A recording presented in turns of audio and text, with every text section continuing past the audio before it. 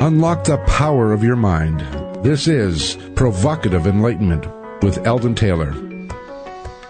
And welcome. Thank you for joining us today. The next 2 hours are devoted to learning something more, not just about the world of shoes and ships and sealing wax, but about how, what, and why we believe as we do. A time for the open-minded, willing to challenge some of those old ideas behind what we think we know and who we might become. In today's episode, we're going to examine how we break through self-imposed limitations that hold us back, keeping us stuck when there is so much more that we want to experience in our lives. We will examine the questions, who we are, where we want to be, and how we can go about accomplishing that objective. So, the question, foremost, how did I get where I am and how do I get where I want to be, becomes our central inquiry in this episode of Breaking Limitations, brought to you by Provocative Enlightenment. Now, enlightenment is a term traditionally used to describe a period in Western philosophy and cultural life centered upon the 18th century in which reason was advocated as the primary source and legitimacy for authority. We acknowledge this usage, but we seek to enlarge upon it, adding the idea of experiencing the quintessential truth about ourselves, ever seeking the possibility of an epistemological certainty, that level of noetic knowing from within who we really are, why we are here, and what we do with our lives. I'm Eldon Taylor, and this is Provocative Enlightenment. All right, our chat room is open, and my partner Ravinder awaits you there now. You can log on by going to provocativeenlightenment.com/chat. We have a great chat room with some very special folks that join us every week, so don't miss out. Join the chat room today. Okay, Rav, it's time for you to invite everyone to the chat room and tell us what makes this chat room so special. I'm just impressed that you remembered it's provocativeenlightenment.com/chat after all these years of the Eldon Taylor. I know. But just for security, I've actually got it at both now, just in case. And so, yes, do come join us. We have a great group of people. Great questions that get asked in there, so it's definitely very valuable information as well. So come join us. That's provocativeenlightenment.com/chat. If you can't catch us live, you can still go back to that same page and replay the chat room so you can see some of the questions and stuff. And also on that page, if there are any special offers of any kind, I also post them there, and I post links to, the guest of the day. So there's lots of other information on that page as well. So just go to provocativeenlightenment.com/chat. And where do you post? I mean, today, for example, we have a video that we're going to be showing of our guest. And where do you post those? Where do those? That goes directly in the chat room. So you have to enter the chat room, and at the appropriate time, I will play the video. Okay, cool. All right. Beginning this week, we'll be including a new segment to the show that we have decided to call our Spotlight of the Week. This week's Spotlight is turned upon the 150th anniversary celebration of the Gettysburg Address. Gettysburg was the deadliest battle fought during the Civil War. Now consider this quote. Read the Declaration of Independence. Does it form one nation? No. It decrees Georgia, Maryland, Connecticut, and the rest free and independent states. The Declaration fundamentally advocates small government and states' rights. It wants weak local power, instantly answerable to the people. And the Declaration calls rebellion a patriotic duty. The Constitution hearkens to big government, unifying the states. It massively demotes their influence, and in the Constitution, rebellion is treason. Consider further. The Declaration says men are created equal, but the antebellum Constitution sanctioned human bondage. Slavery, states' rights, government power, rebellion. There's your whole Civil War, 74 years before the first shot. In 1861, the Union and the Confederacy sought to demonstrate themselves the truest expression of American values. But to do so, each had to cherry-pick from Americans' discordant founding documents.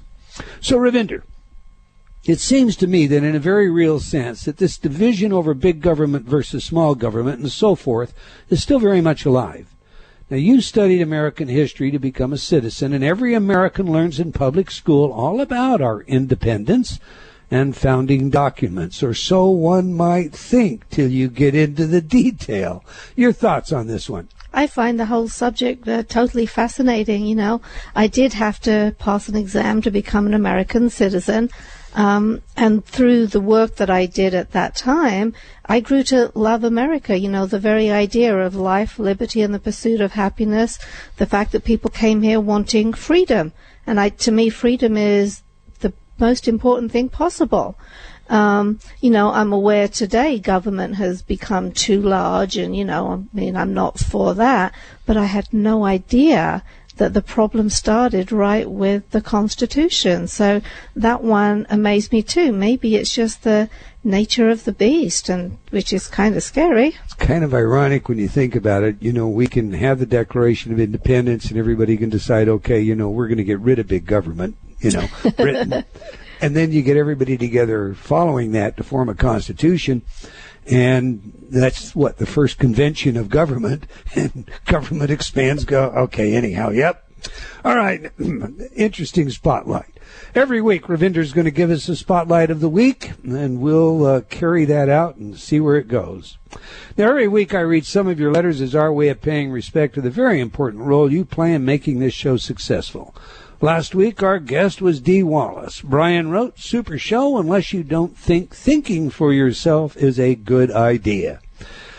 Tammy wrote, "All of your talk shows are amazing. I love the variety and honesty, real talk. Every week I can't wait to hear the show. Thanks again for the book and CDs. I was one who spoke with you during your last show on Hay House Radio. Keep up the great work." Well, thanks, Tammy. I remember you, and I'm very glad you followed us over to our new 2-hour format. Indeed, I sincerely appreciate the loyalty of so many of you who have stayed with us during our transition, and we're thrilled to have a new 2-hour show. Is that not right, Ravinder? Yes, we are. So thank you all. Willow wrote, "Eldon, you are the best host I've ever heard." I like that. "I get so much out of your shows, for you always ask the right questions. Know that you are providing necessary fodder for those of us who are perpetual seekers." Well, I'm truly honored by your words, Willow. Thank you. Tony wrote, "I have found amazing results in my life thanks to Eldon Taylor's teachings. They have placed in my heart feelings of gratitude towards life, God, universe, Mother Earth, and all sentient beings. This feeling generates a powerful vibration surrounding oneself with a wonderful energy of abundance in all things." Well, you know, thanks for your feedback, Tony, and once again, I'm truly grateful for your success, and I'm honored by your words, sir. Ravinder has just put a note in front of me. I'm going to interrupt the letters for a minute. She forgot something. I've missed something. You know, last week we had Dee Wallace on, and it was a great interview. But she also put together a special offer just for listeners of Provocative Enlightenment. It's an incredible deal. It's over $500 value in the package, and she's got it for under $100. And you know, we created a commercial for her, but I didn't put it up on the website. That was an oopsie on my part. So if you are still interested in that, if you go out to provocativeenlightenment.com and just click on special offers, you know, if there are any special offers, any special deals that we can bring to you, then that is where we'll post them. So just go to provocativeenlightenment.com, click on special offers, and you can check out Dee Wallace's special from last week and any other ones that we may have. And there are some pretty cool deals, including one I really like from our host today, or our guest today. You know, not our host, our guest. All right. Back to the letters. Richard wrote, "I have been using your InnerTalk programs for a few years now, and I'm very impressed with them." Kenneth wrote, "I have so thoroughly enjoyed the books of Mr. Taylor that I wanted to check out the website and get a sample of the InnerTalk. And I wish to thank you for your contribution to the world. Your books are a tremendous gift." You know, now for everybody, my website, eldontaylor.com, or our InnerTalk site, INNERTALK.com, we have free MP3 downloads there. And these are not samples. They're the real deal. This is the patented and proven effective InnerTalk technology. And, you know, the programs that we offer there are programs that we know form the fundamental basis, the beginning points, if you will, for really taking, control of your own inner talk, your own thing. So I invite you all, visit the website and download your free MP3. All right, Lori wrote, your DVD set, Change Without Thinking, was very inspirational to me. Thank you, Eldon. Okay, well, thank you all of you, for your letters and your feedback. Your words often comprise what I think of as my warm fuzzies come bedtime. And those of you who have read my books or heard me speak know exactly what that means. And I don't know what you're laughing about. I thought I was your warm fuzzy. Well, you're Sorry. not. I hope you're not very fuzzy. You're doing something. Is there a metamorphosis going on I don't know about? All right. That's all the time we're going to take for letters today, but I do invite you to opine by sending your email to eldon@eldontaylor.com. That's ELDON at eldontaylor.com, or by joining me on Facebook. We can't get all of your letters on the air, but they do impact our programming. And once again, I both appreciate and thank you for your feedback and continued support.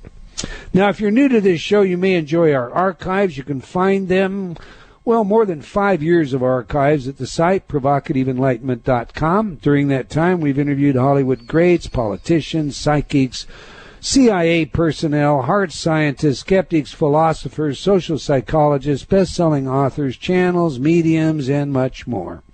We've charted the waters of parapsychology, psychic phenomena, UFOs, NDEs, physics, psychology, brainwashing, and still more. If any of that sounds like your kind of radio, check out our archives again at provocativeenlightenment.com. Be sure to subscribe to our free newsletter while you're there so you get the announcements about what's coming on next. Okay, now to this week's show, a special episode of our Breaking Limitations series. Breaking Limitations was originally designed to be a telecourse, but the interest was so keen that we decided to make it available as a worldwide radio broadcast. Provocative Enlightenment is a syndicated show and airs on many networks. For more information regarding that, again, visit provocativeenlightenment.com. Check out those schedules. All right, this week's special episode of Breaking Limitations features an absolutely dynamic lady who simply effervesces from her every pore with enthusiasm and joy. Indeed, I first met her at an author's banquet, and her energy was absolutely contagious. We have chatted since then several times, and she appears to be, and I mean this seriously, the living example of her book, Juicy Joy. I'm speaking of the author and author's teacher, Lisa McCourt. Lisa coaches writers, creatives, and other joy seekers who are ready to substantially up-level their success in work and in life. She is the author of Juicy Joy, 7 Simple Steps to Your Glorious Gutsy Self. Lisa has published 37 books that have sold over 6 million copies, won 7 publishing awards, and gone into 11 languages. No wonder she's the author's author. They span all genres, by the way: fiction, nonfiction, children's, adult, and most recently, personal development. As an award-winning editorial director and publishing exec, Lisa has taught creativity for over a decade and is a popular speaker of both writing conferences and self-growth events. Her expertise in this unique blend of skill sets make her a one-of-a-kind facilitator for ushering your dreams into juicy fruition. But was she born lucky, or did she have to struggle before she could succeed? I mean, if so, how? Indeed, did she ever just want to give up? What were her limitations, and how did she break through them? Well, we'll ask those questions today as we find out more about what it takes to break free of limitations and reach even higher. Now, she has already anticipated my question regarding her song of life, and she has informed us that it is Blow Away by George Harrison.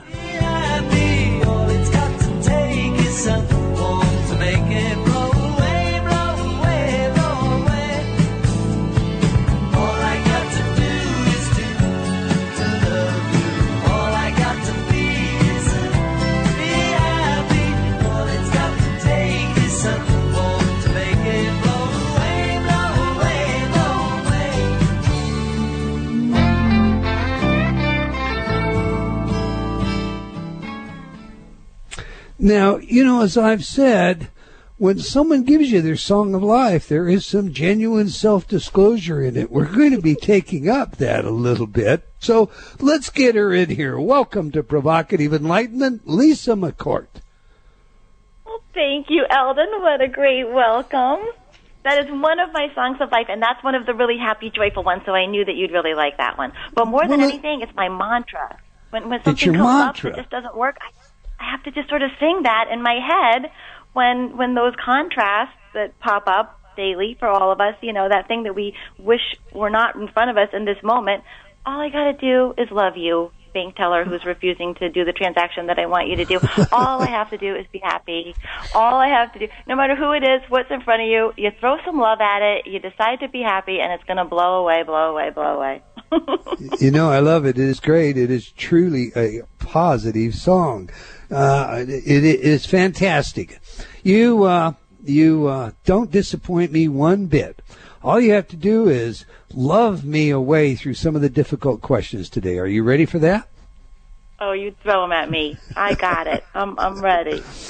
All right, Lisa, our goal here is to develop a clear picture as to how the truly helpful and successful people, such as yourself, have gained the success that they have today. In doing this, we will attempt to trace a path that leads from where you were to where you are today. So to begin with, please tell us about your early years. What was school like for you? Were you popular, a member of a group, a loner? How did you see yourself now looking back on it? We're just going to jump right in there, huh? Okay. I'm sure. I'm not going to... I'm not going to say I'm sure, but I would venture a guess that most of your guests in this particular course teleseries did not have it so shiny, perfect growing up, right? I mean, that's the contrast is what builds us, it's what leads most of us into this whole personal development, spirituality field. And it was, I'm sure my story is similar to many. I was very isolated as a child. I think some of us maybe just come into this world more sensitive than others. So sometimes, I don't like to put all the blame on family and upbringing, because I think that what one child might be deeply affected by, another might be able to just coast through because they just don't have the same level of sensitivity. But my mom was a beautiful, vibrant, vivacious, charismatic, fabulous woman who did struggle with some mental health challenges. So as much as I know she loved me, her way of demonstrating that, or just her regular way of being, was to shower me with love and affection and attention until the second that I did anything that wasn't to her liking. And often it would be, not even something I could comprehend why. And then she would just leap into white hot rage. She was a very, very big energy, a lot of emotion always going on. And so I learned at a very young age to be super careful, and all of my energy and efforts went into not setting her off. And that kind of became how I developed myself as this quintessential people pleaser. I just had all the skills down for whoever is in front of me. I can immediately intuit exactly what you would like me to be, and I'm going to become that for my interactions with you. I was just a perfect chameleon. And authenticity was something that really was a skill that I had to build much later in life. Because of that, I really did never feel safe being my authentic self, expressing myself authentically as a child. So I know that was part of it. And you asked about popularity. I was not popular in school. As a very young child, it was so difficult for me to express myself that I remember the teachers, whenever they would call on me in class, which was just a terrifying moment to begin with, I would feel like I was yelling as loud as I could because I knew this was an issue, and they would always be asking me to speak up, speak up. They'd have to walk over to my desk, and this would be frustrating for teachers. As you can imagine, I couldn't speak, actually make words in school. And when we'd be given tests or any kind of writing that had to be done, they would call in my mom to show them that it looked like I hadn't taken the test. And if you really held it up to the light, you could see just the faintest of lines. And since that was an issue, I remember feeling like I was pressing down as hard as I could with the pencil, but it was just that dangerous to me to express myself. And now I write books and speak on stages for a living. So, do you? I mean, you pegged it basically. Everyone that we have interviewed, not one of them was born with a silver spoon in their mouth, so to speak. Not one of them would have been able to plan where they are by way of their career. And in every instance, there was something in their life, and something that was traumatic that had a mobilizing effect in directing the course of where they ultimately ended up going. Now, I can look at this, and the psychologist in me says, well, do you believe that there came a point where a compensation mechanism of sorts kicked in, and it became important to you to begin to express yourself, that you recognized that you were afraid to express yourself, and so you then worked extra hard at developing those talents and ability, because you're most certainly you're very exciting as a public speaker, and I've already read out your accolades as a writer. So you're more certainly capable of expression today. And you're right, and that's what it is. It's always in the trainings that I do for the Joy students, we learn to love our things that we don't want, the things we deem our unwanted circumstances, because those provide the best springboards to get us where we want to go, right? That gives you the momentum for that kind of shift. I wish I could say it had come early. It actually didn't come for me until, well into my adulthood, when I recognized authenticity. That's the ticket. I used to just study manifestation. I was a huge metaphysics follower from the time I was a teen, and all of my efforts early on went into learning how to manifest, and I became a kick-butt manifester, just world-class Olympian level. I wanted it, I could manifest it, but I still didn't have joy. I still didn't have any peace, any relaxed feeling in my life until I was able to pinpoint, that's what it is. It's that I've never learned who I am. When you build all those layers over your deepest authentic self, you lose track of it entirely. So once I put all the effort and energy into authenticity and self-love, because they really have to kind of go hand in hand, I believe, that's when the whole Joy program, fell into place, and that's when I realized what was missing all along. When it's like the water the fish is swimming in, right? When that's all you don't know to recognize that, it's because I've never learned how to be authentic. Right, and so now you say you were, since teenage years, you were very involved in metaphysics. And tell me about your religious upbringing. I mean, what was that environment like? I did not have any religious training as a small child. Throughout my whole childhood, really. My grandmother is very religious, very Methodist, had always been a Sunday school teacher and wanted to tell me about those things. But my mom, I was a teen pregnancy for my mom, and they were in the deep South, and it was just such a tragic disgrace of the family that my grandmother left the church, could never go back, could never do anything with it, and they didn't bring me up with any religion. Well, and I find that interesting. Do you think maybe the aversion to traditional religion had anything to do with propelling you towards what we think of as New Age or metaphysics? I was definitely a clean slate. Yeah, I don't think I ever had an aversion to it. I didn't have enough exposure to have an aversion. I actually had a lot of curiosity about it. I remember going to churches with my friends and synagogue with some of my friends just to try to get a taste and see what it was about. But when I was 14, I read a Wayne Dyer book. I don't know if it was his first one. It was Your Erroneous Zones. And I always say, I'm sure the title was, the wordplay definitely lost on me at 14, but the message was so powerful for me. I've been an avid journaler my whole life, and if I go back to my journals at that time, everything changed. The way that I wrote in my journals, and I was always just meticulously copying passages I'm out going to of have that you book. hold it. I'm going to have you hold it right there, Lisa. We'll pick it up. We've got a hard break coming up. We're speaking with Lisa McCourt about her books, life, and work. Remember to join Ravinder and her team in the chat room. You can do that by going to provocativeenlightenment.com/chat. Do stay tuned. You don't want to miss what's coming up after a few words from some of our friends. You're listening to Provocative Enlightenment with Eldon Taylor.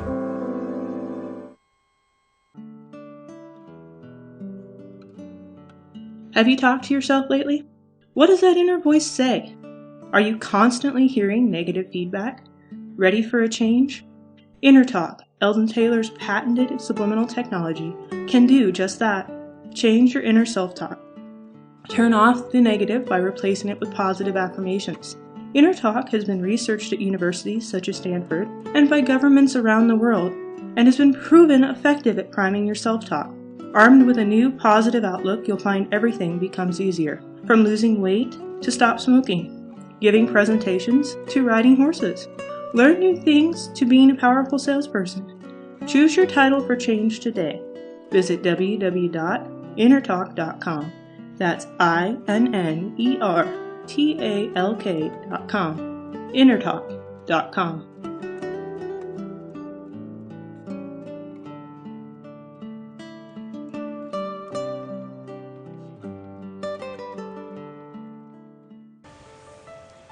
Every day, every moment, we face choices. Yet, how many of those choices are truly our own? Are you ready to step onto the path of discovery? Read Eldon Taylor's New York Times bestseller, Choices and Illusions, now revised, updated, and expanded. Eldon combines provocative information, scientific research, and his own life's journey into a powerful message that we have the power to change. All we must do is be willing to choose to take the chance and change. Get your copy today from all bookstores. Unlock the power of your mind. This is Provocative Enlightenment with Eldon Taylor.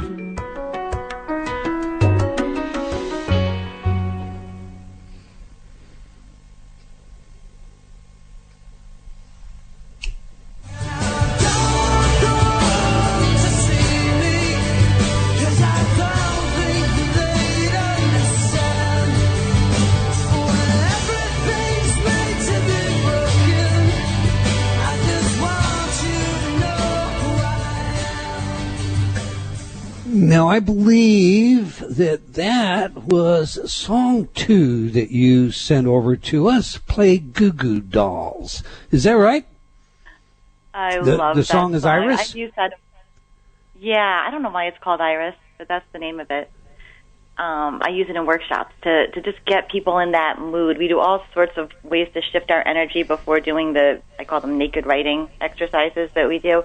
And for me, that one just, it speaks what people feel when you don't want the world to see you. You don't think anyone understands, and yet there's that longing. I just want you to know who I am.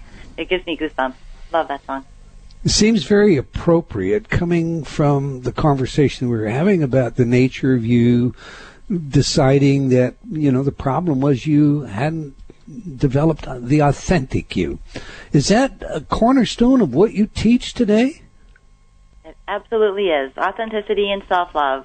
And I always say those two words, people really don't hear them. They become so cliche and vanilla, and people think they know what it means, so they just sort of gloss over it.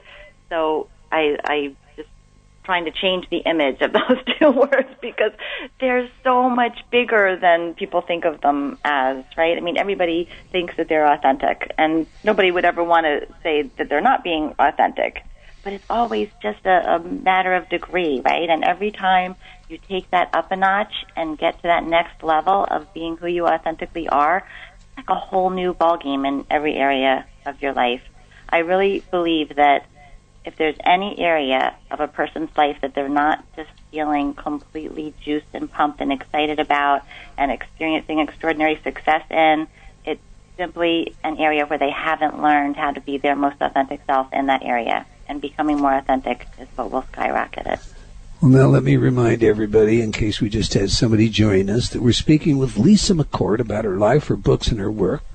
And Lisa is an author's author, and by that I mean she teaches authors to write. She has won about every major award there is in writing and done some really spectacular things herself. But where we left off in our conversation, Lisa, before the break, had to do with religion, I probably used the wrong word when I said adverse. Did you have any feelings, that were negative towards traditional religion because of your mother's, lack of a better word, shame that kept her from going back to the church? I don't think I did as a child, because I don't think I even realized that was the reason that we didn't belong to a church. I think that was something that became clear in adulthood when I would have deeper conversations about my grandmother, who, after many, many years, did return to church and is a huge part of her life now. But at the time, growing up, it just wasn't something that was talked about. So I don't think that I ever had an aversion. I had a lot of curiosity about it. So how important is spirituality to you now, Lisa? Oh, extraordinarily important. I mean, it's all there is now. I just feel that connection, finding that connection, is essential to joy. And it could be anything. It doesn't have to be the way it's described in any religion. I mean, just knowing that there is something mysterious and wonderful that we can't understand, and believing in the forces of that thing, I think this makes a life dramatically different from someone who doesn't have that belief. Okay, I kind of want to pack together, the messenger, which is you, the message, which we're going to get to here in a minute, and, how I can use that message, the practicality of that message. And so, packing out the messenger here, I think you probably have, but in the Herman Hesse Pulitzer-winning novel, Siddhartha, we discover that spirituality is the way we live every day. So finding our own river, so to speak, where we can live our lives fully aware of our daily duties and still totally participate in true enlightenment, is for many the penultimate kind of goal. So what I'm asking is, it sounds to me that if spirituality is everything, it becomes a part of what your teachings are, what your writings are. And I may have that all wrong, so I'm going to ask you to unpack your thoughts on this one for us. Yeah, no, I think that's a very fair assessment. I call it the universe in Juicy Joy. It's just the way I think of it. But for me, it's just really become this imaginary best friend that I talk to all day. I talk to the universe. People say I'm talking to myself. I look for signs from the universe. I just know that there is an energy that's guided me countless times in my life that you have to look for and believe in and allow in order to interact with it. So I have jokes going with the universe. We just have this really great relationship. And I do try to, especially in my joy classes, more in the joy classes than the writing classes, though I probably do, in the writing classes, it just becomes the muse and the source for inspiration. But I do rely on that on a daily basis, rely on my interaction with the universe, the energy, all that is. Do you find that it ever inhibits your ability to express your ideas with certain groups, whether they're, hard scientists or skeptics, or for that matter, within institutions like our public school systems? That's funny you mentioned that. I used to worry about that, and I don't anymore. And I think it's just because I've never found anyone to object. And maybe it's the way I present it. I don't use the word God, though I'm fine with the word God. I don't use it because I know some people have associations there that I don't want them to make. But I teach this stuff in the public schools all the time. And I used to worry about it when I realized I was getting more and more woo-woo with my presentations. But I go into the public schools with creativity as the banner. It's always about being more creative. And I go to high schools and junior highs and universities, elementary schools, and they think I'm going to come in and talk about your writing and your music and your artwork, the ways that schools think about creativity. And then I don't. I gloss over that. I talk about it a little bit, but I really am talking about creation, about how you create yourself the way you want to be, how you create your life and your circumstances and outcomes. And I think it's not what the administration is expecting when they bring me in, but somehow it always ends up to be fine. They don't object. They like, what an interesting approach on creativity, and wow, the students are really excited about it now. And I think if I had ever had a situation where it had been an issue, I might be more concerned, but since I haven't. And I would assume you get, they invite you back. Yeah. Yeah. Okay. Okay. When you think of yourself, Lisa, how do you describe yourself and your life's goals and ambitions? Oh, I'm such a work in progress, and I love that. I would hate to think that I had finished anything. I just love the ever-expanding nature of how my life has turned out, to be, what I've come to embrace, and I love learning from other people in this industry. Is that the right answer? Is that what you're looking for? There is no right answer. I mean, I happen to share your answer, so, I can applaud it from this end. What we try to do is, of course, flesh out the human being. So many people think of their own limitations, think of how unique they are, or, the difficulties they've been saddled with in life, and it's due to those things that they are stuck. And one of the things that we wanted to really bring out in this show, by bringing the very best of what they do on, and you are the best of what you do, was illustrate that successful people typically aren't coming from a fast track. They're coming from a lot of obstacles themselves. They, like yourself, that maybe you weren't popular in school. Maybe indeed you did have problems expressing yourself, and maybe there were underlying reasons for that. Fearful psychology and so on, all due to your primary caretaker, and we could get into that, but to answer your question, a work in progress is how I see all of us. I don't see success as a destination, as that great slogan goes. It's it's really a journey. It is a process. It is a progress. And my favorite question is, how high is up? So it doesn't matter what pinnacle you're standing on, what limb you're on. The tree grows ever taller, if you will, so you can climb ever higher. Does that answer your question, Lisa? I think so. Okay. Listen, while we're on that then, what I'd like you to do is, if you're like most successful people, you've endured some trying times. Tell us, what were some of the darker moments in your life?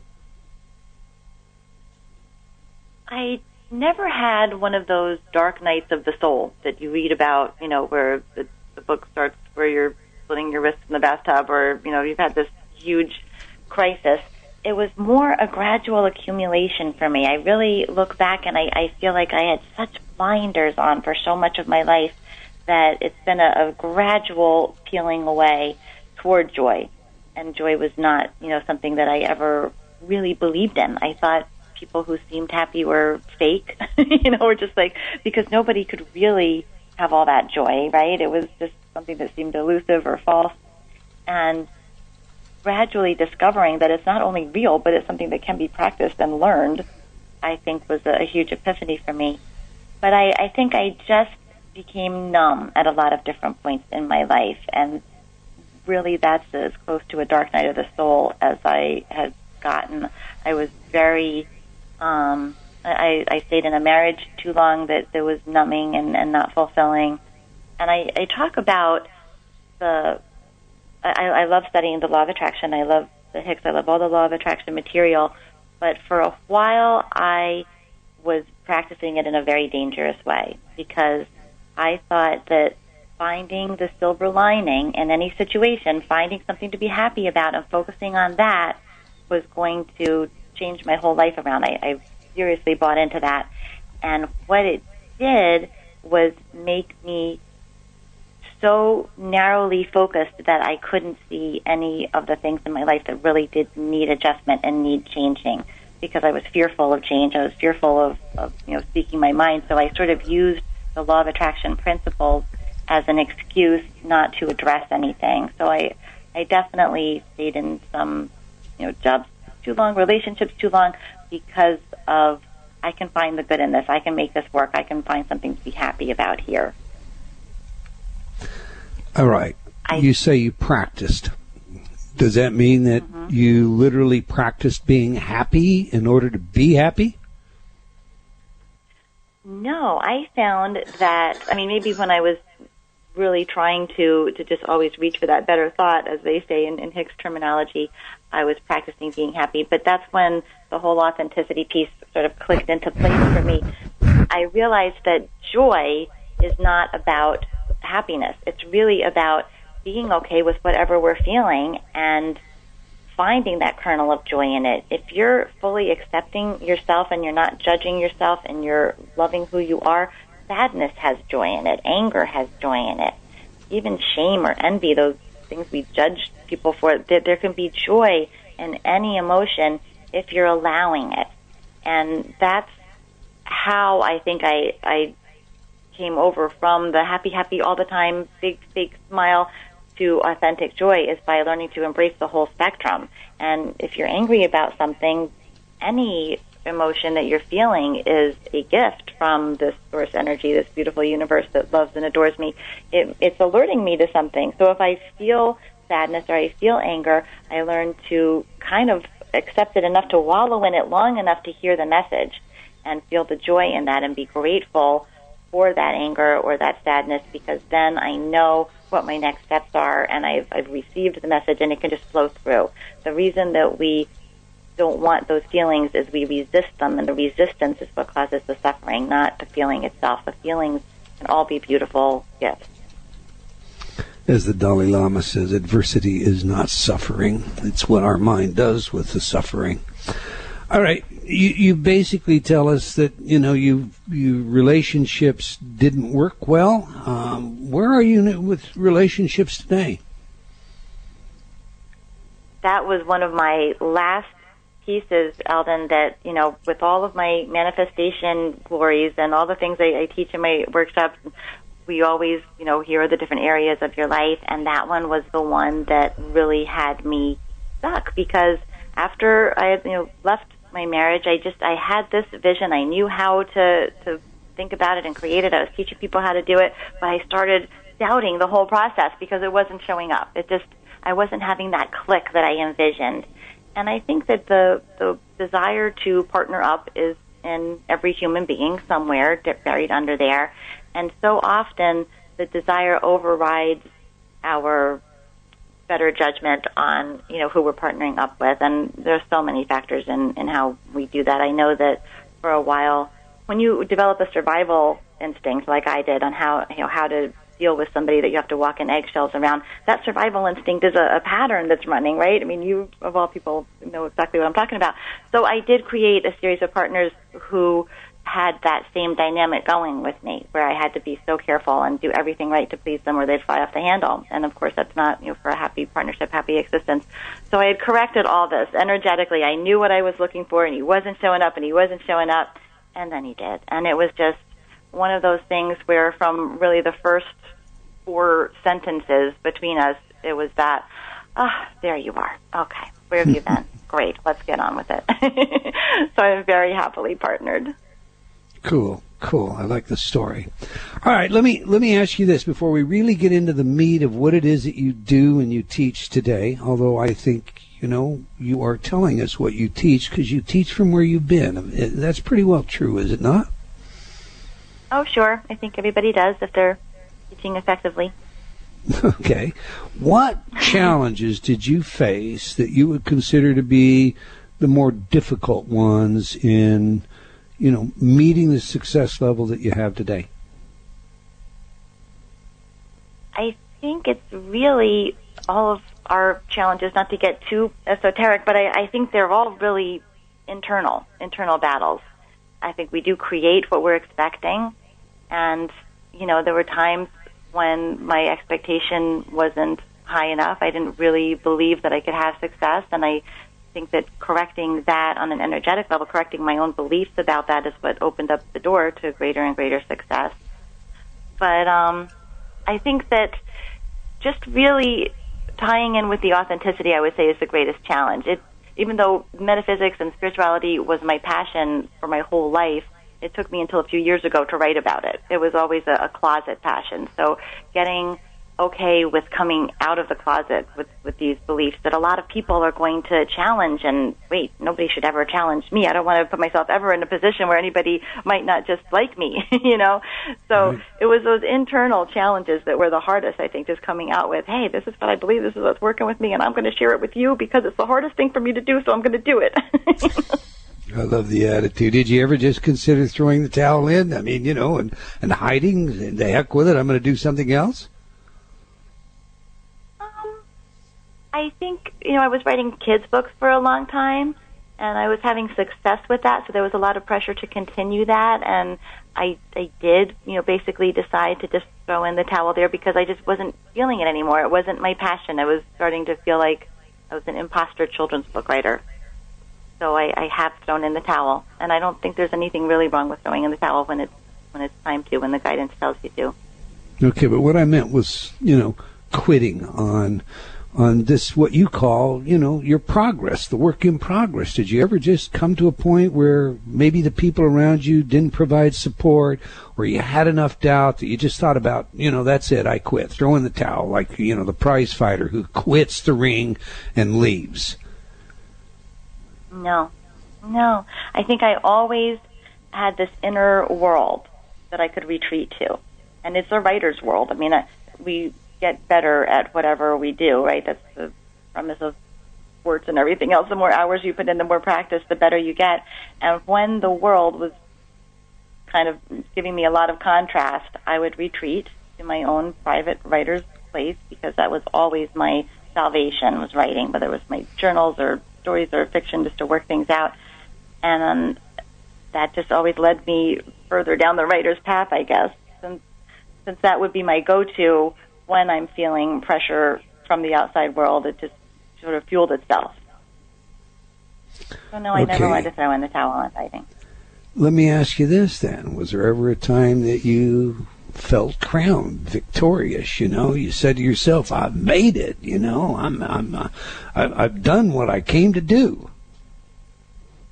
It was really thrilling for me to have the Hay House contract, just because y'all were my heroes. I mean, you are my heroes. You and the Hay House authors, these were the people that I looked up to more than anything. And the thought of me with my little workshops that I've been doing, writing up a book about it and getting to, in effect, to join the ranks there, that had to have been the most crowning glory moment, I think, of my career, was starting to call myself a Hay House author. All right, I like that. I'll take that. What would you do differently today, Lisa, if you had it all to do over again?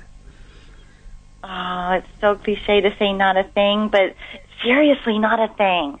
I mean, all of the contrast, if you look back at how one thing led to the next, I feel like the tiniest little alteration anywhere along the way, I could be somewhere completely different, right? It's that, like, comet trajectory analogy where, you know, if the comet just moves the tiniest little inch, it's going to completely miss the planet.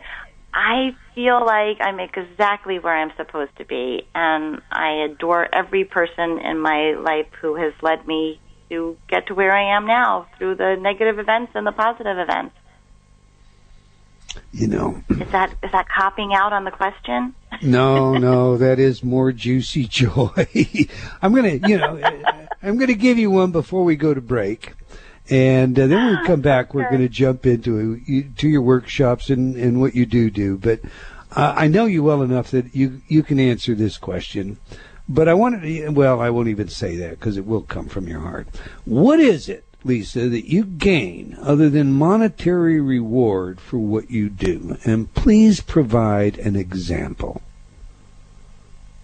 What is it that I gain from what I do? Oh, my gosh. I talk a lot in my seminars about our driving needs. I believe that early in our lives, we all sort of have unmet needs that become our drive for everything. And I know as a young person, my just what I wanted, what I craved more than anything was connection with people, deep, meaningful connection, not surfacey, fake connection, but real soul-to-soul connection. And I didn't have it, and I wasn't good at it. And, you know, the fact that now I just automatically, from the first, you know, moment that I'm on the phone with a new client or something, I'm connecting on that level with people is just like a dream come true. It's what I'm here to do, and it went from being something I never had in my life to just being my whole life, all my connections now. I've weeded out every friend who wanted to just relate to me on that surfacey level, and now I'm just surrounded by people that I can connect with, and that spills over into the work I do, because if you're not bringing your most authentic raw self to the page, you're writing drivel, and I don't care how smart you are, how articulate you are, how interesting you are. If you're not connecting with me as a reader, you're not going to get anywhere in my course. It's that connection that definitely I help people bring to the page, and that feeds me in the work that I do. And that's a feeling that you take to bed, maybe like my warm fuzzies? Yes, like I know, Ravinders, your warm fuzzy. That was so cute. You guys are adorable. Yes, that is the feeling that just permeates the work that I do. And if I'm having a day or a client where that feeling isn't there, I know that's the direction we have to work on. We have to get to that soul-to-soul connection place before any progress is going to be made. That's when you know your life makes a difference. To me, that is what the warm fuzzy's all about. We all, whether we like to admit it or not, as the poet says, though our hearts are stout and brave, still like distant drums they're beating funeral marches to the grave. We all need to recognize that part of our life and then make every moment a cherishable moment. This one is her third favorite. I'm a bad boy, 'cause I don't even miss her. I'm a bad boy for breaking her heart, and I'm free.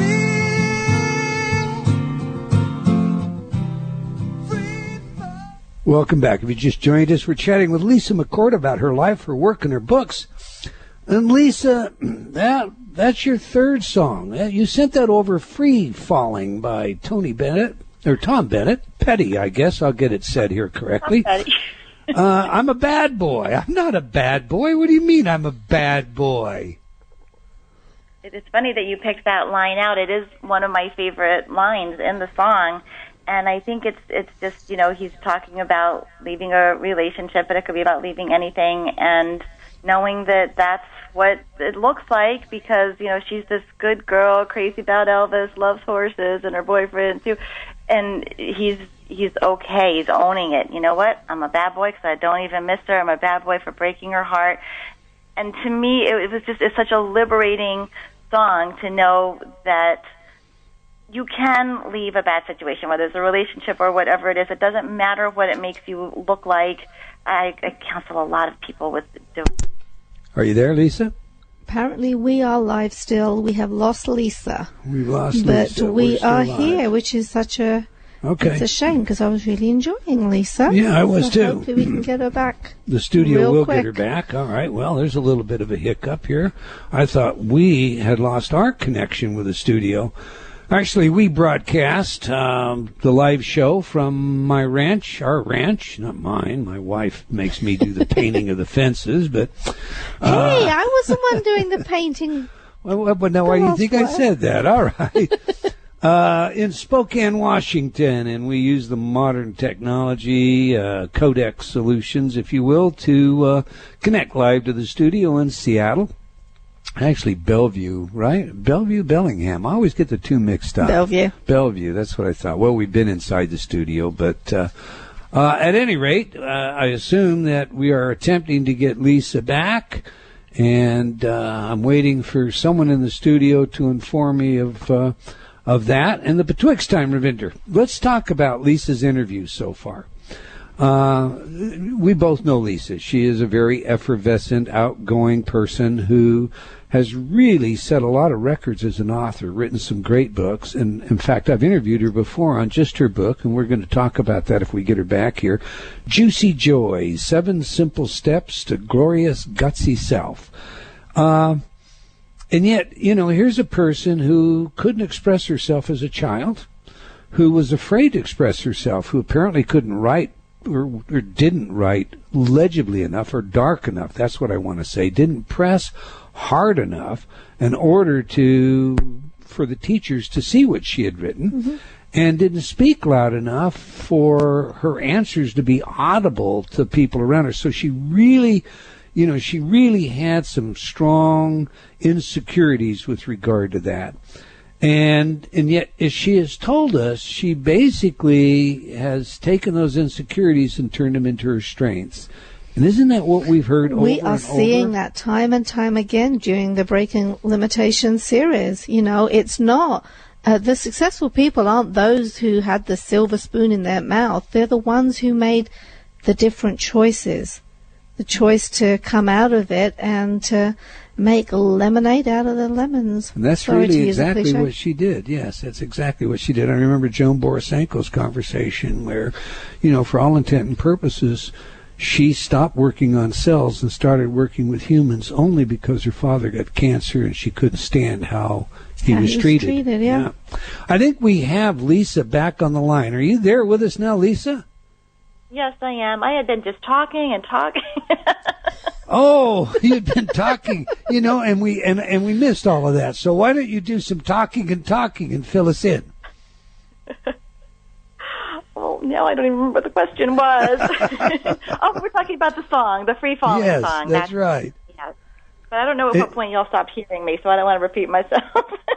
Well, I think you basically started to tell us. I mean, this is what we heard on this end before silence, that you found that it was okay to, move away from a bad situation, and that, you weren't really a bad person for doing that.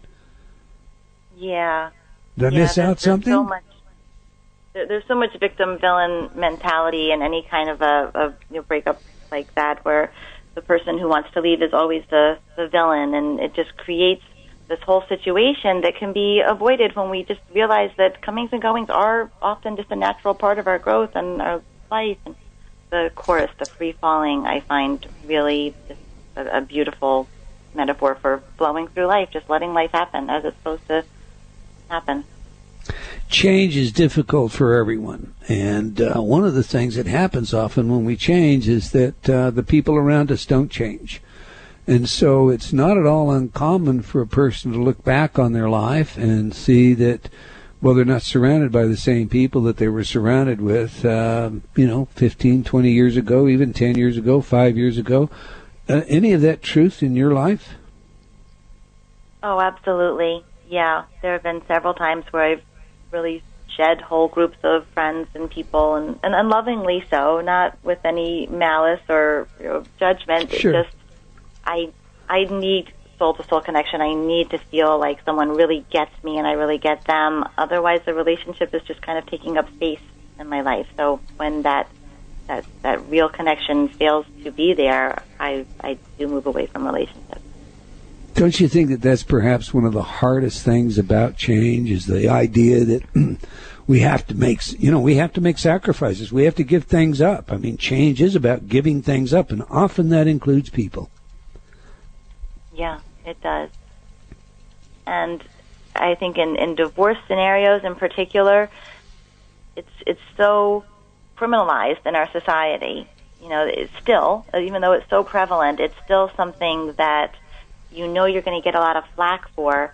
So if you want to leave a marriage, the default is to, I don't want to be the villain, so I'm going to make you the villain. I'm going to make this list of all the reasons that you're impossible to be married to, and then you're looking for those reasons. And of course, we all know whatever we're looking for is what we're going to find, and it creates this animosity that doesn't have to be there if we could just say it's okay that we've grown apart and we're going to go different ways. But because we know that divorce is going to be looked upon, or if you're the one who wants to go, you're going to be looked upon as the bad guy by all your friends, it just sets up this polarity that is a shame, really, because often, it could be avoided. You don't have to find all the worst things in your partner in order to leave a relationship. Totally true. The jurisprudence system sets up a blame game, and unfortunately, you're absolutely right. There should be just a basis for divorce that is, we grew apart, period, end of quotation. We like each other, but that isn't where things are today.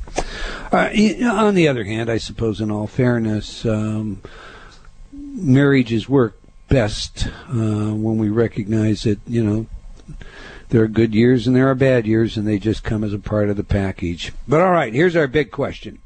the one our audience has been waiting for. What one or two tangible tips do you have for our audience that they can employ today to change their lives for the better based on your life experience? I would say one of the easiest things to do is to just set an intention to be more aware of and welcoming of your emotions on a daily basis. You wake up, you say, I'm going to pay attention to every emotion today, because we all have emotions that we don't want to feel, and we'll try to sort of push those away unconsciously. But letting them in, welcoming them, finding the joy in them, getting the message from them, just starts to get you in touch with that inner voice that for most of us is long buried under a whole bunch of what we think people expect of us and the expectations we put on ourselves. We lose touch with that inner voice, and our feelings are the way to start to get to it. There are a lot of writing exercises that I could get people to do for that, but those would take more than a few minutes. But really just, I tell people sometimes, make it a goal every hour to touch in and see how you're feeling. And you could do it just maybe every time you look at the clock and see what time it is. Make that a cue to just take a few seconds to just go inward. What am I feeling? And then once you take inventory of that, you want to say, what is it that I want to feel? What would be something that I really would like to be feeling? And you put your attention and focus on that. And the universe responds to that. Wherever we put our attention and focus, that's what's going to become apparent to us. It could be as simple as, I feel kind of claustrophobic and stuffy. I think, I'll open this window and I'll feel better. And then you would. But if you hadn't taken that moment to check in, you wouldn't know that. And another one is really just to find ways to love yourself. And I know that's so much easier said than done.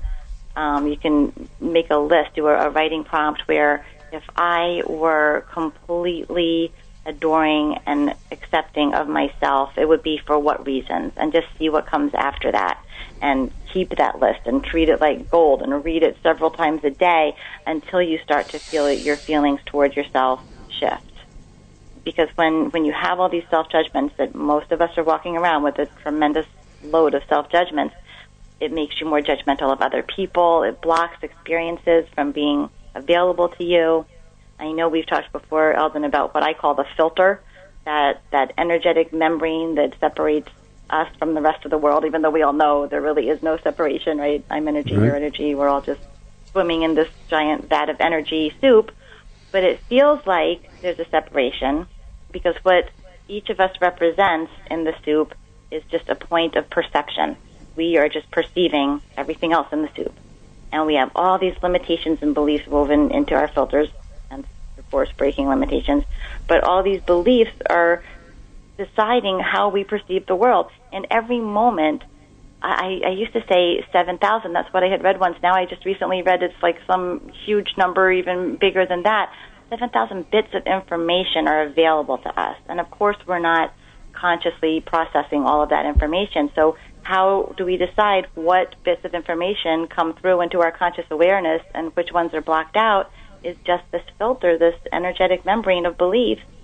So becoming more aware of our emotions and taking the steps to see what those beliefs are and rewiring them allows us to see the whole spectrum of opportunities that might be closed off to us otherwise. So I think it begins with just a really simple awareness practice. What am I feeling? What are the messages from this feeling? What do I want to be feeling? And that can start to shift the filter a little bit so that things are available to you, opportunities that you might not have noticed otherwise. And then loving on yourself. And you can't just pay lip service to self-love either. You can't just say, that sounds like a good idea. I think I'm going to love myself this week. You have to make it concrete. You have to go do something for you that's really a solid announcement to the universe, to your higher consciousness, that I'm serious about this. I love myself. I deserve this. I'm going to be more accepting of me. And then, when you take concrete action on it, that's what starts to draw more into your life as well. Let me ask you this. I love your answer, by the way. I tend to think of it as the problem with the pronoun I. we happen to live in a culture where our language separates us, and we think of there's I and then there's you, and I and all the objects in the universe, and in reality, as you say, we're really all energetic beings in a sea of energy, and at an ultimate quantum level, that's precisely what we are. And I like the way you put that. We basically are packing a perspective that is defining ourselves not just as separate from everything else, but defining how we see ourselves, our beliefs, our life beliefs. And you and I have talked about that, so I'm on the same page with you. Let me ask you this. What is the deal? I mean, why is joy such a buzzword for you? Joy? Joy, the way I define it, which is not happiness, but just the ability to feel all your feelings. I think it's just for the reasons that I've discussed. That first of all, from a law of attraction perspective, it's the real joy, the genuine joy, the knowing yourself, the loving yourself that's going to open the doors to the things that you want, as opposed to people who maybe are immature in their understanding of the law of attraction, which I certainly was when I began practicing it, thinking that you have to shut off certain emotions because they're going to draw bad things into your life. So I guess joy in the full sense of the word, finding the joy in every emotion, is kind of, to me, what I believe allows people to have the things that they want in their lives. But is the joy in the emotion, or is the joy in processing the information and realizing what the message is? I mean, I guess that's what I'm trying to figure out. Are you, your appendix ruptures, woe be it, but, you're confronted with a pain, a very serious pain. Now, there are lots of things that people are taught, or lots of ways that people are taught to deal with pain. My question is, are you finding joy in the pain, or are you finding joy in the message behind the pain?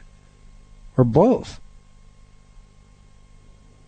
It really goes into a big area with lots of parts to it, but if my appendix ruptured, once I got past the momentary first reaction, what I would try to go to is, there's definitely I do believe there's a reason for everything that happens to us. And maybe if this is going to be, a life and death situation, then, what am I going to learn from this? What am I going to look back and find out about myself through this experience?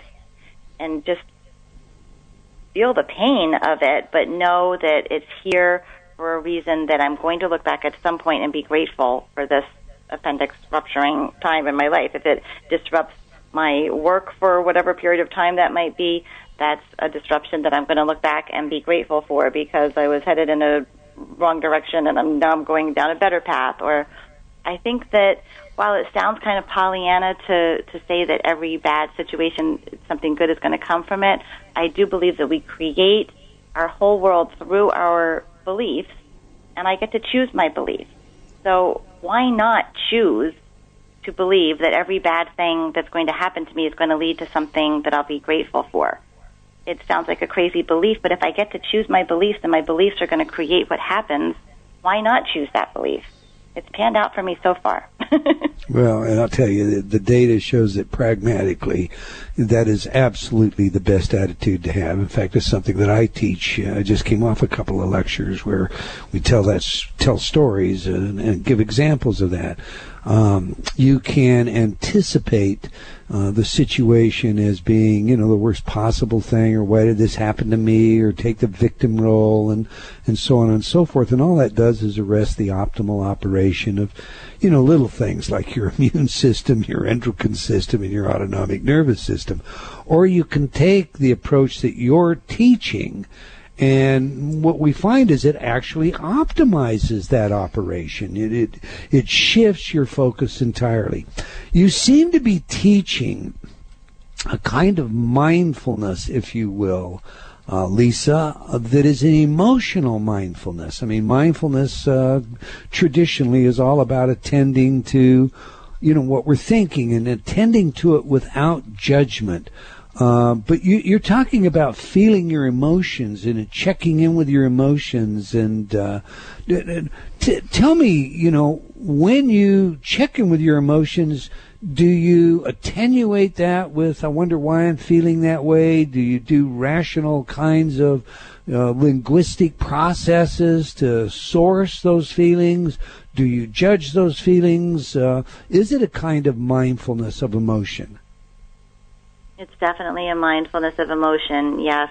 And I think there have been times in my life where I was very rational about it and would try to mentally decipher what is the message here, and I've really gotten away from that. I think that just sort of takes us in these mental spirals that could go round and around, and to me it becomes an intuitive practice where you really feel in your body what the message is. And usually that question, that follow-up question, okay, here's what I'm feeling, what is it that I would like to feel, is usually the valve that opens the messaging system from the universe that will sort of let you know what that feeling is there for. And it's always just showing you the direction to go in. It's just a pointer. We go toward the things that make us feel good, and we go away from the things that make us feel bad. And, of course, there's examples that would be counter to that of, people using drugs or eating to excess. But when you really check in with your body, I think you feel the answers. You feel the things that are good for you and the things that aren't, just through developing that intuitive voice, that connection with your more authentic self. I mean, maybe this is the tool, but is there any, tool or thing that you do that keeps you from getting stuck, emotionally stuck, mentally stuck, etc.? I know this will surprise you. Writing is the tool. For me, there's nothing that can possibly compare. It just opens up that gateway. And whether it's joy clients or writing clients, a lot of times there'll be this resistance. I just don't, I don't feel like I want to write. I don't know what I would say. I don't have anything to say. Well, duh. It's like trying to pour a glass of milk with the top on the jug. You don't know what you're going to say until you start. You have to start the writing, and that takes the top off the jug so that the milk can flow, so that the words can flow. That's why so much of the practice that I do with writers has to do with prompts to make them, just start answering this question. That gives you something to focus on to initially get into it. And it allows that flow to start coming out. And I have gone places in my writing where, I start with one question I have about my life, and I'll just sort of write the question and write a few buzzwords of what I'm feeling about it. And then it overtakes you. You have no idea where it's going to go, or you shouldn't have any idea. When you're trying to manipulate the writing too much, you're limiting the potential for the flow to happen. And it answers your questions, and you sort of start to decipher the different voices in your head then. Okay, this voice is my mom's, or this voice is something from, society and trying to protect myself. But, there it is. It's like a groove that you find, that worn groove of there's the voice of my higher knowing. There's that connection to source, to universe. But to me, I have to be writing to really open that gateway. It seems to me, and of course, you teach writers how to be writers. I should say, I guess you teach people how to become writers, and we're all writers in a sense. But your courses would have more value, or wouldn't have as much value. Maybe get it said right here. They'd have as much value to somebody who didn't want to become a writer per se. They just really wanted to become authentic. You just really wanted to take a step in their own journey of, self-growth, self-improvement. Is that right, or am I way wrong there? No, absolutely. That is the goal for a lot of the people in the Write Your Juice course. Is they weren't especially drawn to writing, but they're willing to try it as a tool. Maybe people who have tried other tools, and this is just going to be another tool for them for self-exploration, to work out childhood stuff, to work out limitations. yeah, I'd say more of the people who come to the course do have some interest in writing, but I definitely have people who are just there to explore themselves, to get to know themselves better. Tell me about the course. Tell us, what is your course? What's involved in your course? There are downloadable classes that people listen to, and every month there's an open call, and you can send questions in advance of the call. And truthfully, I do address a lot of the questions personally, via email or a private call, but I don't advertise that because I'm not sure I would always be able to do that. But I do answer the questions on the call. I have guests in to talk about their own writing process, or especially if, we're focusing on memoirs. If a lot of the people in the group at that time are writing memoirs, I'll have people who have written memoirs in and talk about their process. And it's just really a little bit of hand-holding. It often does go into, I have another program, Soul Writing Partnerships, that I do more one-on-one with people, where it often turns into a ghostwriting situation, somebody who just has a lot to say, but those are usually the people who are very serious about publication, and I'll end up ghostwriting for them. And sometimes it's just a little bit more hand-holding to get them through their own manuscript, but the course itself is more of a group format. All right. We've got a break coming up. When we come back, I want to flesh out a little bit of what you just explained to us about what your course is. Now that I understand that it's all online or over the telephone or something, this is something you can do from anywhere in the world. We hope you're enjoying our show today with Lisa McCourt and our discussion about her books, life, and work. You can visit her website to learn more about what's going on with Lisa by going to Lisa McCourt, that's LisaMcCourt.com. We'll be back in just a couple of minutes and take your calls, so do stay tuned. You're listening to Provocative Enlightenment with Eldon Taylor. We are all very aware of the power of belief, but are you aware that many times it is your inner beliefs that cause you to sabotage your own dreams and goals? Success is so much more likely when your inner beliefs are in line with your outer goals. And now, using Eldon Taylor's InnerTalk technology, you can do just this. InnerTalk is a patented subliminal technology and is the only such technology to be researched by numerous independent universities and institutions, including Stanford, and been demonstrated effective at priming your self-talk. There are hundreds of titles to choose from, ranging from weight loss to esteem, organized and efficient to prosperity and abundance, attracting the right love relationship to winning sports performance, accelerated learning to accelerated healing. Eldon Taylor's patented InnerTalk technology is your key to success. Check it out today. Visit www.innertalk.com. That's INNERTALK.com. Innertalk.com.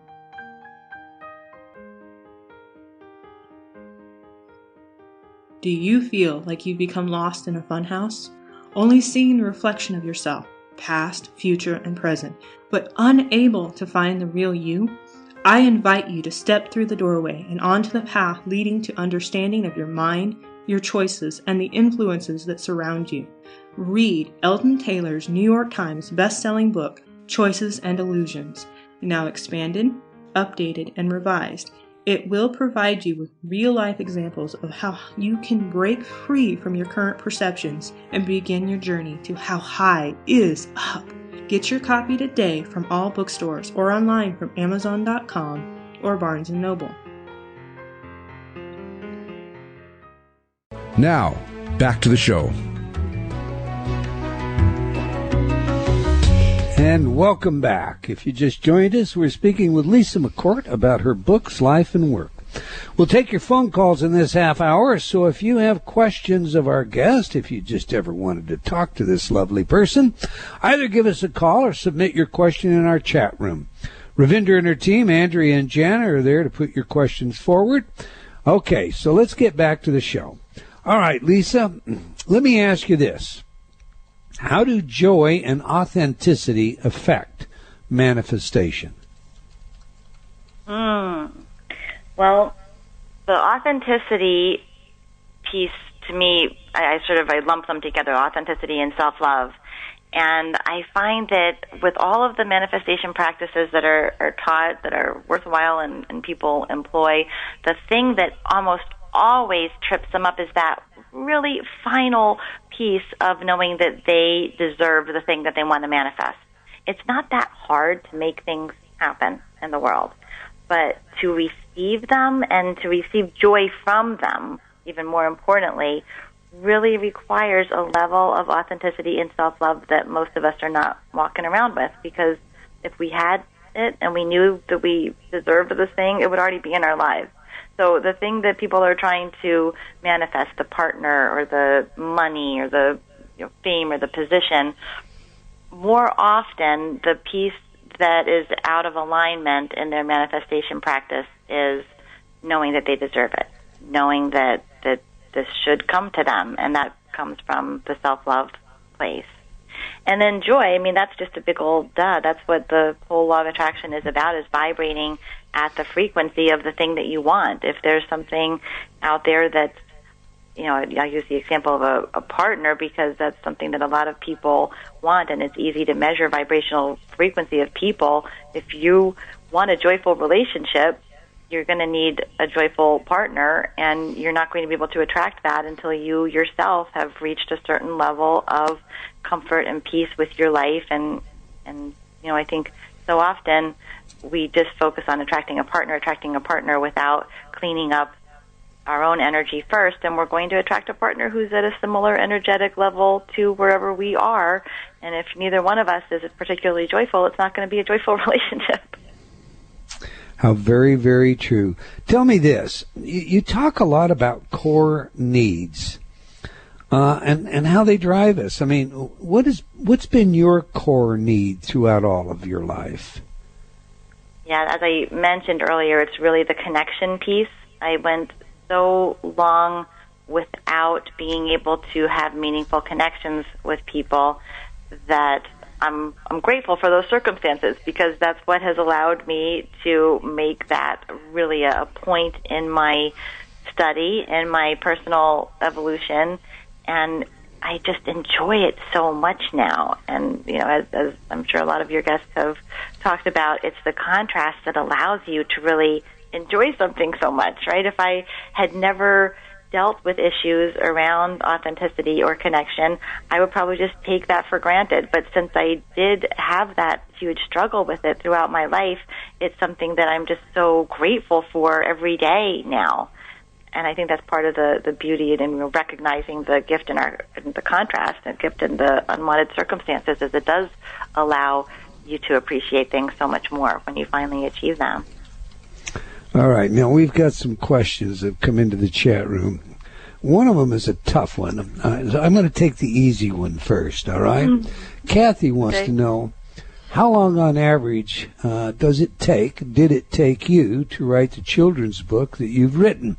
And she continues, did she just do it or go into a flow of consciousness to write?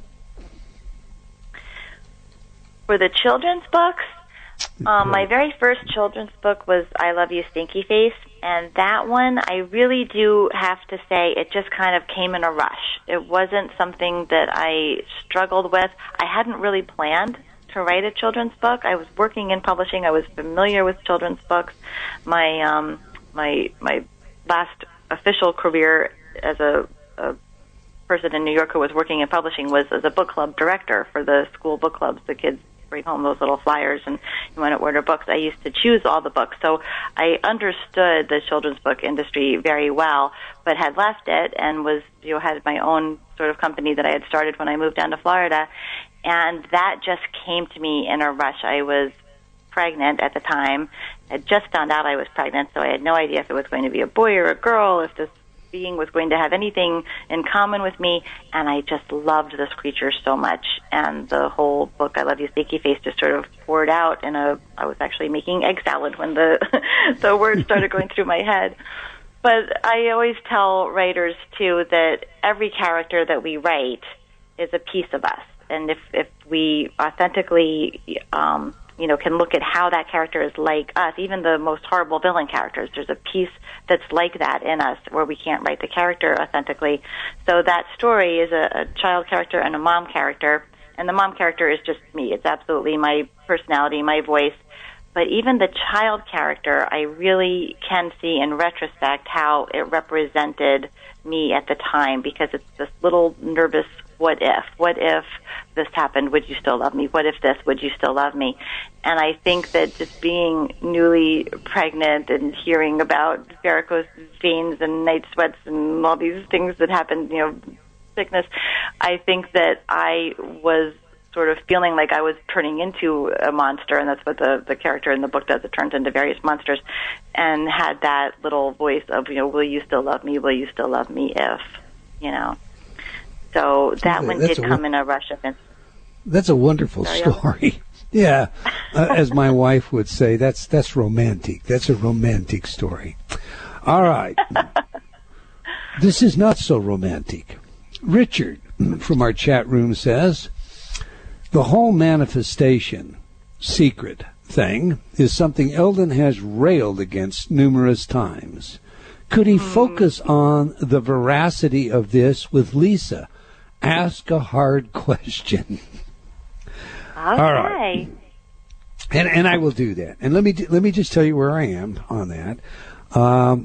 There is no such thing as a law of attraction, in my opinion. Period. End of quotation. For it to be a law, it would be regular and reliable. And like gravity, I would only need to float upwards once when I stepped out of my office to forever be hanging on to something thereafter. There are many examples. I do believe that we attract of kind. There's no question in my mind about that. I do believe in the power of positive thinking, and we explain away many things that are attributed to the law of attraction through science. We call them perhaps the Pygmalion factor, or we call them the expectation factor. There are solid explanations without resorting to this notion of quantum physics and how energy attracts energy, etc. That has been my issue. I've let you go because you haven't been teaching the law of attraction. You've been talking about how you've used it, including how it didn't serve you. I think Richard's entire issue here has to do with the fact that I have in the past, on repeated occasions, taken authors to task who want to tell me about quantum physics of the law of attraction, or who want to tell me about the infinite truth that exists in what they see as a law that isn't a lot more than what Napoleon Hill taught us in his books, Think and Grow Rich. In other words, when you say law of attraction, now here comes your hard question. Are you framing that in its, and I'm going to make it as easy as I can for you, are you framing that in the context of the title, the popular use, or are you trying to tell us that this is a physical law in the universe? I'm pondering that question. I don't blame you.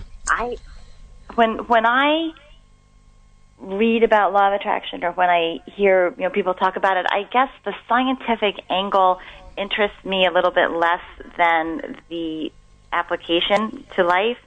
So I've never given a lot of thought to it being called a law in the technically scientific way that laws are demonstrated. And I understand your gravity thing. The law of attraction certainly does not seem to be across the board. But I do believe that our personal energy, it goes back to my filter thing. I think that our beliefs are what are allowing us to see various things in our lives. Are you still, Eldon? Yes, I'm here, and I like where you're going. Our beliefs do, indeed. Right. In fact, if I can interject something there. I thought I had gotten dropped again. Okay, no, what I think happens with the law of attraction is that there are so many possibilities always available, and the only things that are allowed to come through, the only bits of information that come through and become our version of reality are the ones that are in accordance with our beliefs. And by shifting our beliefs, it opens up a whole new world. So that's what I mean by law of attraction, is just that you can't possibly bring into your life certain things when the beliefs are blocking you from seeing them. It's not that I think that the energy goes out and pulls things to me, magnetizes them to me, the way I've heard it sometimes described. As much as I believe that they're always there, I'm just not going to be able to intellectually perceive them until I shift my energy about that, my beliefs about that. That's a great explanation. Might add the little caveat about it doesn't magnetically pull ever, as opposed to sometimes. But, your beliefs do predispose that. Your attitude predisposes. You make a very good point when you're talking about, relationship. If you're, egotistical and self-centered and angry at the world and, overconfident and you think that what you're going to attract is someone into your life that's going to bring balance, well, you're wrong. That's the last thing that's going to happen. You don't have a happy person in your life if you're angry and miserable all the time. You're actually, my mother used to put it this way, birds of a feather flock together. It's that simple. To your point about belief, there's something I want to add here, as much for Richard's benefit as for anything else. I looked at a study just yesterday, a neuroscience study, and the study essentially was looking at theists and atheists from a standpoint of how they intellectually compared, processing syllogisms and things of this nature. One aspect of this looked at a Rorschach type of test, and theists and atheists were asked to pick out figures within these ink blots that were real figures. So what we had as a result of this particular test was the atheists were able to pick out every single real figure. The theists were able to pick out every single real figure, but they were also found other figures that weren't real figures by design. So there seemed to be a difference in what their predisposition was toward which of the two elements they were able to find in the universe. You could be literal and direct, and that's all you saw, or you could, be more expansive, and you seem to see more. Where the syllogism part of this was involved, and that became really important, the theistic syllogisms, and a theistic syllogism might be something like, and this, remember, syllogisms are just about internal consistency. So we're looking to see if the people are logical or not. So a theistic syllogism might say, John wants to be happy and live long. Religious people live long and are happy, therefore John becomes religious. Okay? That and within its internal sense, that is a consistent syllogism, whether you agree with the premises or not. It's premise A equals premise B. All right. A theistic, or an atheistic syllogism might well be something like, John wants to live a long life, free to experience everything. Religion restricts experience. Therefore, John is non-religious. Okay, so we had these two kinds of syllogisms. Now, what we found when they were presented in large mixes, and this was a very large group, the theists were... You, Alden? I don't think that religion... The premise that religion restricts experience, I would want to argue. It depends on the religion. Of course. I again, this is just an example. This would be an atheistic syllogism. So you had syllogisms that were both theistic, Lisa, and atheistic. And both teams, theist and atheist, both groups, I should say, experimental groups, were asked to determine what syllogisms were logically consistent within themselves. So I could have it, look, I could say, John Wayne is an actress. Actresses shave their armpits. Therefore, John Wayne shaves his armpits. Well, that's a totally fallacious statement in the real world, but it is a logical, consistent syllogism. If A equals B and B equals C, therefore A equals C. Okay, so that's all. That was what the syllogisms were. Now, the theistic group, they identified every single theistic syllogism correctly. And they identified the preponderance of atheistic syllogisms correctly. But the atheistic group failed to identify theistic syllogisms correctly, while they got all of the atheistic. So that tells us right there that if your belief system is such that it excludes a part of reality, you'll exclude it, even if it is a rational, logical outgrowth of something that's internally consistent, such as a syllogism. All right, enough on that point. Absolutely. Did you want to add something else? I totally agree. I mean, it could be like you walk into a room, and if you happen to be a germaphobe, you're going to notice if anybody sneezes in that room. You're going to see all the dirt in the corners. You're going to feel like the desk that you're sitting at is grimy. And if you're not a germaphobe, you won't notice any of that. It's all where your focus is and where your expectation is. It's like it changes everything. None of us are experiencing reality the same exact way. Amen. Very well said. All right. Mod Girl from the chat room says, what does Lisa see as the best way to trust your intuitive senses? Practice them. It really is true. It's like, the question of why do people get stuck? I don't really believe in stuck. I think it's just a matter of not having faith and not putting in the practice. Our beliefs, our lack of trust in our intuition is so habitual that it just takes a lot of repetition and a lot of use to start turning it around.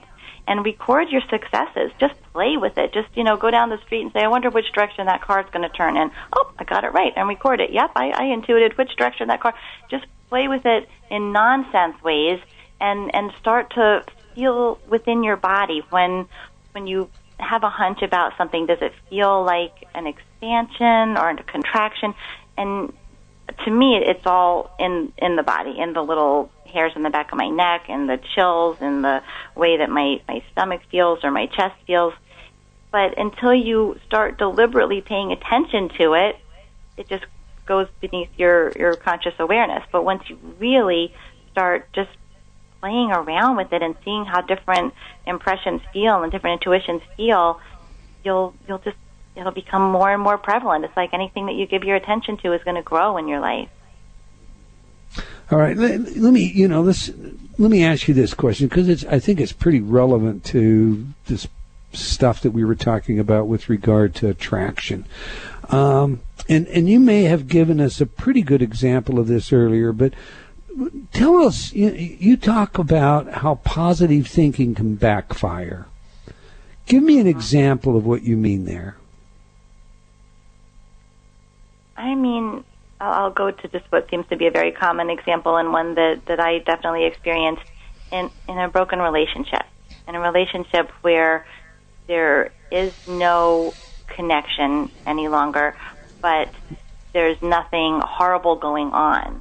A lot of counselors, a lot of people with well-meaning advice would be focused on what you love about your partner.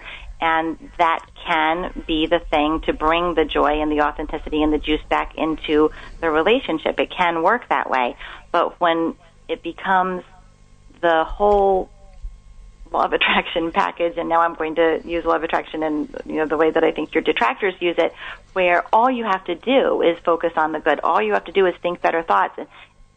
No, that's denying ourselves. Our bodies, we're energetic beings, and our emotions are energies that reside within the energetic system that makes up us. So fighting against any emotion, pushing it away, denying it because you're afraid that feeling that is going to bring more bad circumstances to you, is a form of self-loathing. You're denying yourself. You're denying that connection with your truest, most authentic voice. So to me, you have to listen when there's something that's pulling at you and making you feel sad or angry or any kind of distress. You have to be able to accept it and embrace it and trust that there's a reason that you're feeling the sadness. And the reason is that this partnership is not working for you. And sure, go through all the steps to try to make it something that works, but keep listening to the voice, because otherwise you're cut off from yourself. Lisa, let me ask you this. It's one of your questions. It's something you submitted to me to ask you. Where are you still stuck, and what are you doing about it? Okay. Well, it's always, as I said, an evolving journey for me. It's never done. And it's the self-love piece that's around my kids, because motherhood is such a loaded emotional package for me that I've gotten really good at my self-honoring. I do enjoy my own company so much. I love on me. All my emotions are fine, but I still feel like I need to put my kids' happiness before mine, and it's just a gray area that I'm working out. I know that I want to set the example for them of a fully functioning, self-loving adult out in the world. I want them to see that. I know that kids model themselves, whatever I show them is how they're going to think this is how they need to go be in the world. So I hang on to that, but my default is still to really sacrifice myself for their happiness. I think all of us as parents get stuck in that one. So you vacillate back and forth? Is that the answer? Because that seems to be what we do around this ranch. Yeah. and just really wanting to find the right balance for them, because I know people who come into my trainings and who have suffered from parents who gave too much of themselves, and that is a very a tough burden for people to walk around with as well. Parents who live through their children and give everything to their children, and then the children grow up with this sense of guilt and indebtedness. And, so just finding that line, finding that perfect balance is sort of always a bit of a work in progress.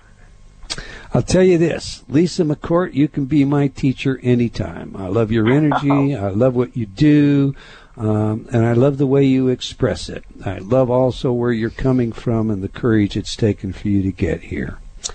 I appreciate you being here on our show today, and I think everybody else does too. My wife has got this wonderful smile on her face. She has done that several times to your answers. So I'm afraid we're out of time. We've come to the end of another episode of Provocative Enlightenment. And Lisa, I want to thank you very, very much for your honesty, for your candor, for joining us today, for sharing your time. I want to thank all of you out there for joining us today, and I hope you enjoyed our show, and we'll join us again next week, same time and same place. And please tell your friends. Let's have them all join as well. Remember to check out Lisa's website. It's Lisa McCourt. That's McCourt.com.